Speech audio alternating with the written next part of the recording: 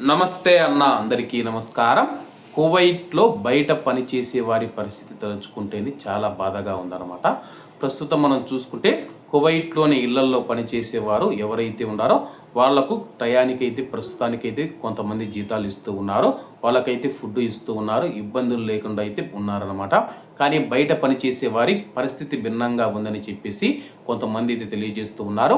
ఎందుకంటే కువైట్లో రోజువారీ కూలీకి వెళ్ళే వారి సంఖ్య ఎక్కువ అన్నమాట.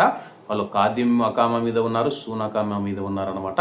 ప్రస్తుతం ఉన్న పరిస్థితుల్లో మనం చూసుకుంటే కువైట్ ప్రభుత్వం కావచ్చు, ఇండియన్ ఎంబసీ కావచ్చు, ఎవరు బయటికి వెళ్ళొద్దండి, అవసరం ఉంటే తప్పితే ఎవరు బయటికి వెళ్ళొద్దని చెప్పేసి ప్రకటించిన విషయం అందరికీ తెలిసిందే. ఈ నేపథ్యంలో రూమ్ బాడుగ కావచ్చు, అకామా కావచ్చు, తిండి ఖర్చులు కావచ్చు, పై ఖర్చులు కావచ్చు, రీఛార్జులు కావచ్చు, ఇలా అనేక విధాలుగా మనం చూసుకుంటే కొంతమంది భారతీయులు ఇబ్బందులు పడుతూ ఉన్నారు. ప్రస్తుతం ఉన్న పరిస్థితుల్లో ధైర్యం చేసి బయటికి పోయి పని చేయాలన్నా సరే కానీ కొంతమందికి అయితే ధైర్యం చాలటం లేదనమాట. ఇటువంటి వారు ఎవరైనా ఉంటే కానీ కువైట్లో ఉన్న మన భారతీయులు వాళ్ళ యొక్క పరిస్థితిని చూసి మీ చుట్టుపక్కల ఎవరైనా ఇట్లా ఇబ్బందులు పడుతూ ఉంటే కానీ వారిని ఆదుకోండి అని చెప్పేసి నేనైతే కోరుతూ ఉన్నానన్న. ఎందుకంటే ఇటువంటి విపత్కర పరిస్థితుల్లోనే భారతీయులు ఐకమత్యంగా ఉండాలన్నమాట. ఎవరైనా ఇబ్బందుల్లో ఉంటే కానీ అటువంటి వారికి సహాయం చేయండి. ప్రస్తుతం కొంతమంది బయటికి వెళ్ళి పని చేసుకుంటూ ఉన్నా కానీ కొంతమంది భయపడి బయటికి వెళ్ళి పని చేసుకోలేని పరిస్థితుల్లో ఉన్నారన్నమాట.